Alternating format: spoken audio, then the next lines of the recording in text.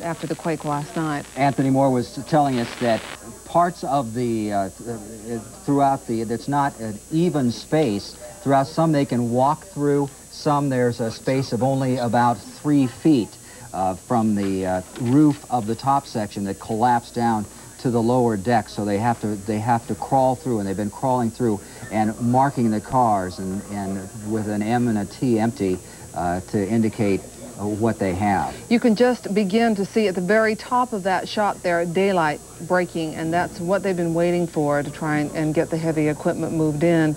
As you can see, they need the light to get in there and really see what they have to deal with. One of the big problems, bracing that lower section before they can even begin to move those tons of cement and concrete blocks that are up above that have crashed down on the cars and trucks that were on that freeway during the commute yesterday afternoon. And Lila, don't you imagine that it has to be running through some of their minds that there could be an aftershock, and this structure might well be on its last leg right now. It's delicate now. We've had a couple of aftershocks already.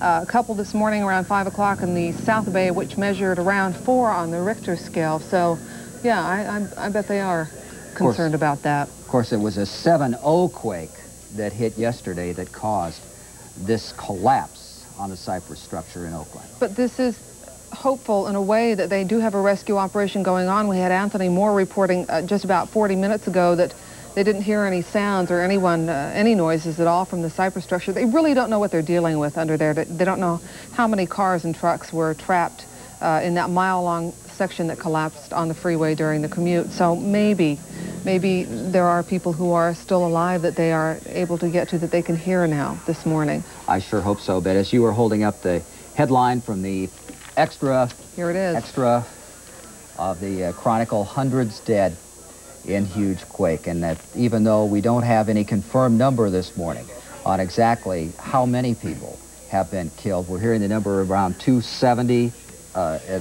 that area. We know it's very bad, and hundreds seem to be very safe estimate. Also, a lot of questions this morning about what's open, whether you should come to work or not, or stay home, and Jerry Graham has the latest. Thank you, Lila. The morning after, we are all waking up and wondering, okay, what do we do? And there are a lot of human individual stories beyond what happened to victims of the quake. For example, we received a call a little bit ago from David Salinger, who is the program director here at the station, whose wife is in labor. And he wanted to know, what about hospitals? And a lot of people are wondering, what about hospitals and other vital services? We have made a phone check of many of the hospitals in the Bay Area, as many as we could get through to. We find only one, Kaiser in San Francisco, with minor damage. Let's turn now to Frank Kracher. He is in one of the areas hardest hit by this earthquake. He is in the Marina District, where they had a horrible fire. I think about 4 people killed in that area. Frank, are you with us? Yes, Sydney, I'm at Divisadero in Jefferson, the same place we were coming to you from last night, all throughout the morning. What you just saw was fire being poured on the ruins of those apartment buildings that evidently exploded and burned beginning yesterday evening when the earthquake hit. They are still dousing the hot embers, trying to keep that down, make sure there aren't any flare-ups. I can't really provide any facts and figures for you this morning. They've pretty much contained the area. There are many policemen around, many firemen. They're pretty much trying to keep it calm until it gets light, until they can really get a better look at exactly how much damage they're dealing with down here. They have, Willie Monroe told you from the command center, they are bringing in dogs. They're search and rescue dogs. They're getting ready for light. They're going to start working some of the rubble with those dogs to see if they can find any people trapped, possibly more fatal victims inside these homes. It is fairly calm down here. We drove quite a bit around the city this morning on our way over here. Much of the power is still out in the city. Many people apparently heeding the warnings of officials, the mayor of San Francisco, to try to stay off the street, try to keep the traffic at a minimum because emergency services are clogged and stressed, and they need to be able to get around with as much ease as possible. As Jeff Schwab alluded to earlier, there is absolutely no bus traffic down here. All the overhead lines we can see on the main routes like Divisadero are down. I walked for blocks this morning while we were waiting for you to start the coverage, and it's very scary. It's it reminds me of some kind of cavernous valley to walk through here. The tall, multiple buildings that have collapsed on their garages. About every other building seems that it's going to have to be torn down. They look like they're just hanging there. If there are aftershocks down here, they're going to have some serious problems. That's why they're being very, very cautious to keep people out. Let's move over here a little bit. As you can see, this corner building, which, as I told you, is right at the corner of Divisadero and Jefferson. We're slow going here. We're going over all the fire hoses. Incidentally, the water is still being provided by the fireboat Phoenix, the water that they're still using to put on the flames down here. This building at the corner is a multiple unit, as you can see, the corner of Divisadero and Jefferson. It ironically has a for sale sign on it. The fire department is asking us to back up. Okay, we're going to have to move back here. Randy, let's just take it back here. Okay, if you can just stay with us a second. We're going to move to the middle of the intersection. He'd like us to get away from the building. Okay, we'll be okay here. Thank you. I'm sorry. No, that's fine. Can we stay right out here in the middle of the street just for now? If you stay right behind the... Okay, thank you. You got a zoom on that? Okay, there we go. Okay, thank you very much. As I said, the corner buildings seem to have been hit the worst down here from our at least walking tour.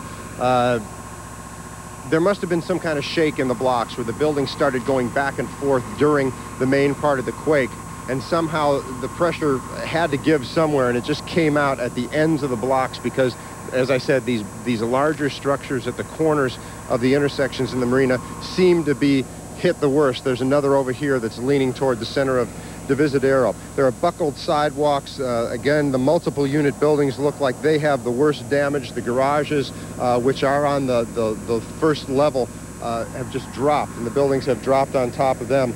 I have to tell you that I used to live here, and to walk around here this morning, this just doesn't look like San Francisco. I'm sure we're going to see even more damage as the sun comes up. Back to you, Sydney. All right, thank you, Frank. We might... Lane only. There is a road portion down, curb lane between Lake Street and the MacArthur Tunnel. Marina is closed down until further notice. Lombard is open. Sergeant Lackey, what advice do you have for motorists this morning? If you can stay home, stay home. We're hearing that everywhere. I imagine that's what we're going to be told. To stay off the roads and stay off the phones. Stay off the roadway, and please slow it down. All right, thanks very much, Sergeant, for taking the time talking with us. That was Sergeant Lackey talking to us live from the Golden Gate Bridge. Start to come in. The early edition of the Examiner will have for you shortly, too. Hundreds dead, and what was the latest count? You've been keeping score there. Here's what we have. Office of Emergency Services is now reporting a total of 272 people dead, 650 others hurt in the earthquake. Again, that stretch of 880 in Oakland being responsible for most of the fatalities, 253 people dead from that particular catastrophe alone.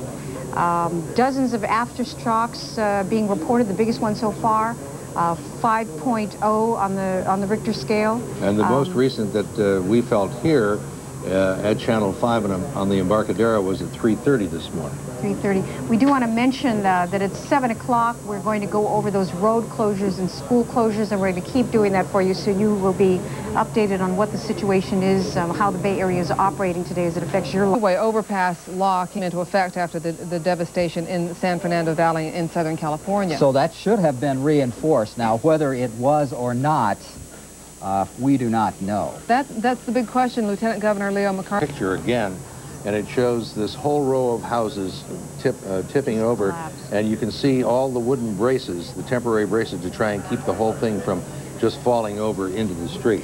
It's 7 o'clock in San Francisco. It's coming on 7 o'clock, just before we get to those advisories. Well, actually here, what you see is a live picture as day is breaking here in San Francisco of the Bay Bridge, the lights out on the bridge. You can see the lights in Oakland have been restored. PG&E says it's having pretty good luck in the East Bay, but having problems from Menlo Park north through the city, sustaining the power when they do get it on, and they're asking people from Menlo Park north to the city to turn off non-essential appliances. You know, we've become so accustomed to seeing those lights from the bridge's 50th birthday. The lights that are now permanently mounted on the suspension cables.